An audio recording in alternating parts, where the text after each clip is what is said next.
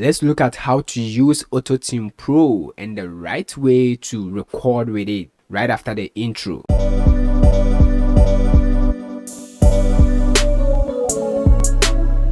Yo, the name is Gosa once again, and still the solution career, providing solutions to your problems. Hit that subscribe button if you are new to this channel.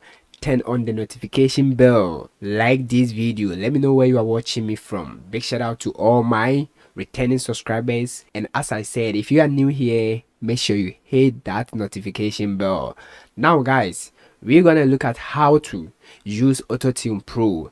If you are new or if you're a beginner and you want to know how to record vocals in FL Studio, then watch the video that will pop up on the screen, and I will take you through step by step how to record vocals like a pro in FL Studio. So today we're going to look at recording with Auto-Tune Pro, the right way to use it.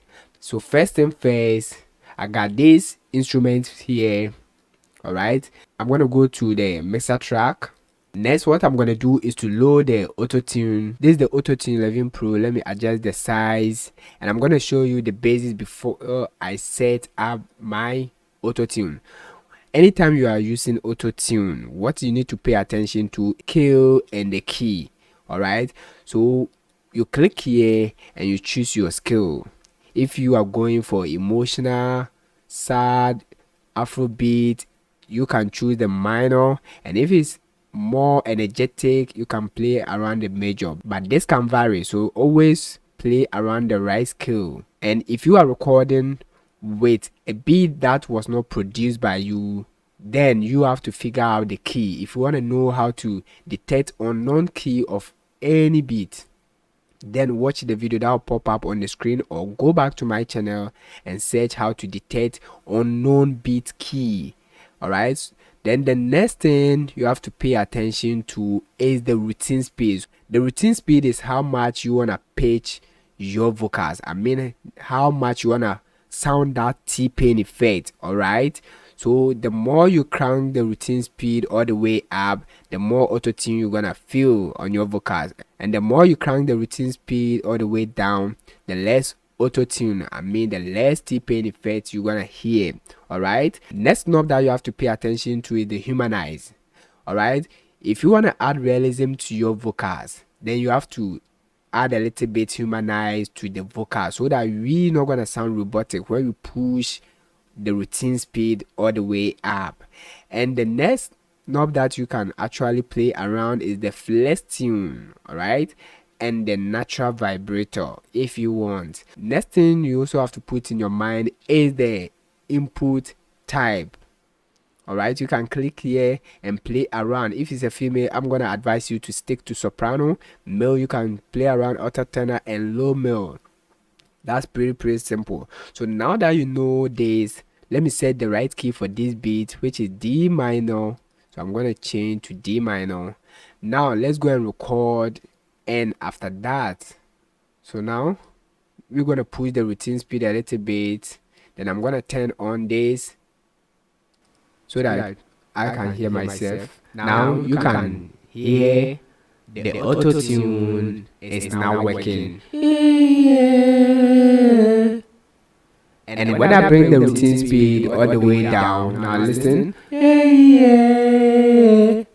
can hear that there's a difference. All right, so you push the routine speed a little bit up like this. You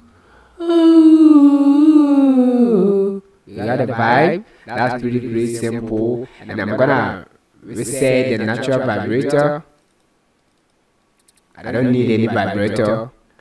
All right, super simple like this. So the input type, let's record, and after that I'm going to show you a trick in this Auto-Tune Pro. Before we record, let's create add channel. To create an add channel, all you need to do is to select any of this, right click, then we're gonna give it a name, call it reverb. Then we're gonna give it a color like this, hit accept over here, accept again, then we're gonna drag this one to the right side, right click and go to DAW tool, alright, to right, and anytime you close this, you will still see the reverb channel here. Alright, next we're gonna introduce our reverb, and I'm gonna go for the Valhalla Vintage Reverb.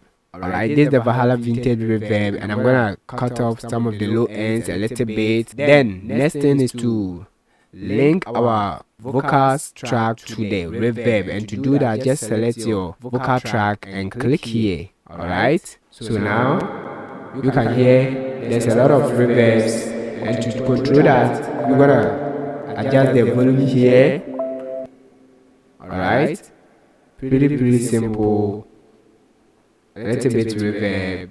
Now let's go and record. So if you want to record, you can actually turn on this so that you'll be hearing the external input. But for me, I'm gonna disable the external input that you are hearing. Alright, so to do that, click here, then go to monitor external input and hit off. And now you can hear that there's no external input that you are hearing.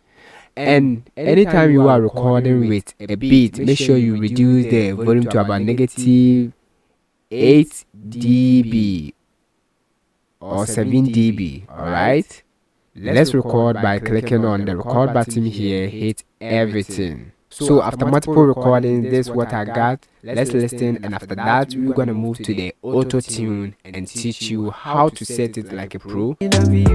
So now guys, you can actually hear when I push the flex tune all the way up, the vocals are no more being pitched. You can actually hear that the routine speed is not working all that much. Alright, so if you don't want to tune your vocals too much, you can add a little bit flex tune.